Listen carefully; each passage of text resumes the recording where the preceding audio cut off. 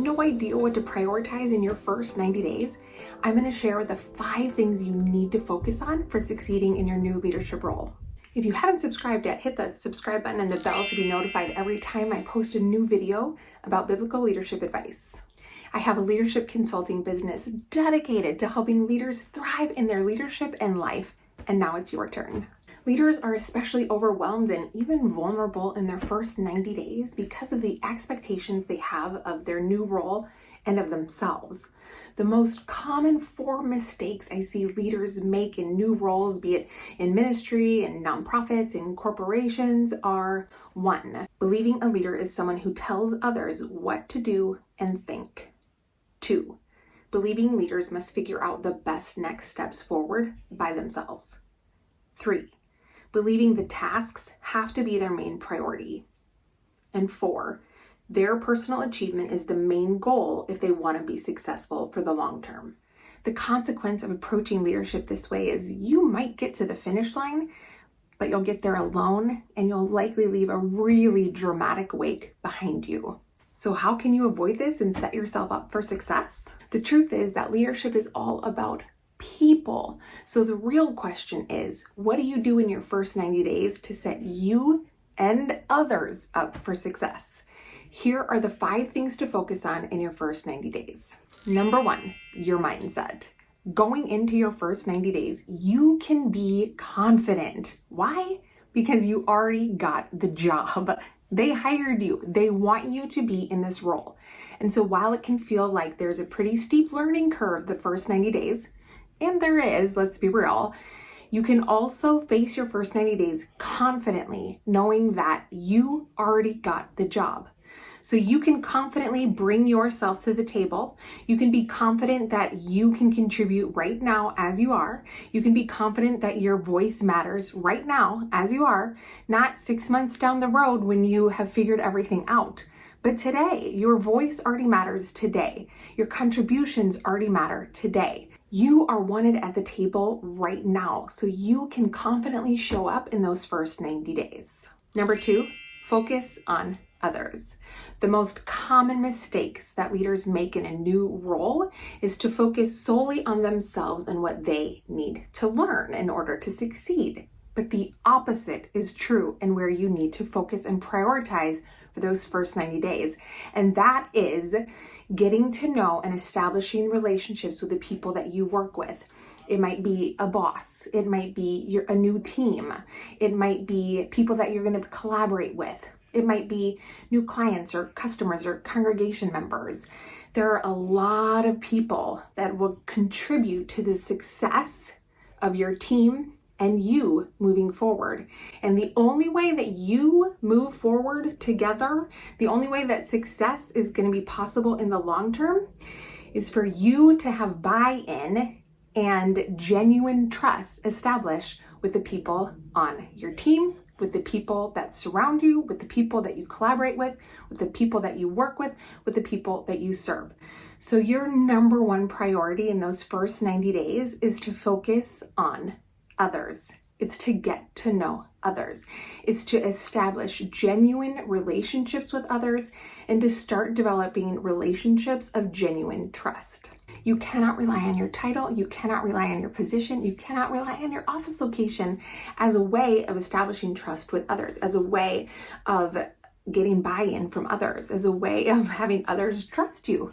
It simply will not happen. You actually have to develop genuine trusting relationships with others. So that has to be your primary priority, your main focus. The number 1 goal of those first 90 days is to get to know the people around you, is to develop those relationships, is to actually spend time with others. Number 3 is understand people's expectations. Knowing what people's expectations are of you from the start will help you meet or even exceed their expectations, or even allow you to negotiate them down the road if that is necessary. And sometimes it is. The reality is that so much conflict happens because of unmet expectations. Well, we can't meet or even exceed people's expectations of us if we don't know what they are. Nor can we negotiate different expectations if we don't know what the current ones are. So start finding out what people's expectations are of you in this role. What are your boss's expectations if you have one? What's your team's expectations? What are your coworkers' expectations or other people that you collaborate with? What are your client or customer or congregation members' expectations of you? What are the expectations of the hours that you work? If you don't work a set schedule every single week, are there expectations about how you flex your time? What are the expectations about where you work? Do you come to an office setting every day, or are you able to go and meet with people as they are? Do you meet clients or customers or congregation members in their office, in their homes, in a coffee shop near them? Or do you have everyone come to you? What are people's expectations about how responsive you need to be to communication? Is it within the hour, or is 24 or 48 hours okay? What about your team? Do they expect you to come to them, or do you expect that they'll come to you? In my experience, when I go to my team members to have conversations about anything, the relationships that we are able to build and the trust that we are able to build and the honest, authentic conversations that we are able to have when I go to them is 100 times better than if I simply rely on an open door policy and them coming to me. While open door policies are great and we should have them, going to people as they are, where they work in their space, often proves much better for having honest, authentic, open, and effective conversations about anything and everything. So knowing what people's current expectations of you in this new role are is so crucial, because you cannot negotiate what you don't know. If this is resonating with you, hit the like button. Number 4, ask all the questions. This is literally the time that people expect you to ask lots of questions, because you're the new kid on the block. Even if you don't think there's anything new to learn, because maybe this is not a new organization for you, or a new church, or a new nonprofit, or a new corporation, rather you're just simply in a new position, do not assume you know everything. You likely have missed something because you're in a new role, so you'll start to see things from a much different perspective. So ask all, and I do mean all, the questions. Even if you think you know something about something, ask people about it anyway. So take the position of learner in these first 90 days and ask way more questions than you come to the table with answers for. So ask all the questions, really listen, and seek to learn and understand.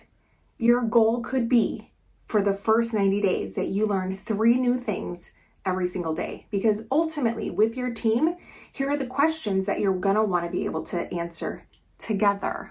Where are we now? Who do we serve? What are our core values and how do we practice them? Where do we want or need to go from here? What changes need to be made in order to get there? What does everyone need to have in order to succeed in their role? Training, tools, technology?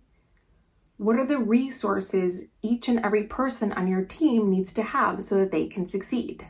But before you start having that conversation with your team and focus on answering those questions, you'll serve your team really well if you spend those first 90 days asking lots and lots of questions and learning as much as you possibly can from everyone around you. That will set you and your team up for success in the long run.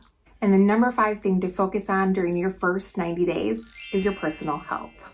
A common mistake that so many people make in a new position is working way too many hours during those first 90 days. Yes, I know that there's a lot to learn. Yes, I know that the learning curve is super high during those first 90 days. But when we burn the candle at both ends during those first 3 months, we're setting ourselves up for failure in the long run. And here's what I mean by that. By working constantly during those first 90 days, we are setting the expectation for everyone around us that that's how we work and that's what we do. So their expectation of us moving forward is that we're always going to work all the time. And here's the thing, it can be really easy to say, well, once X, Y, and Z is done, then I won't work so much anymore. Then I'll live a much more balanced life. Here's the truth. There will always be a next X, Y, and Z. A new project, another project, a new team member. You had to let someone go. There's always something coming up that will keep you committed to working all the time, every day. So the best way to set yourself up for long-term personal health success is to commit to your personal disciplines and build or maintain your personal support system. Your health, your mental health, your emotional health, your spiritual health, your physical health is vital to your long-term success and the long-term success of your leadership, your life, and your team. So committing to your personal disciplines is vital for your long-term health and sustainability in leadership and in life.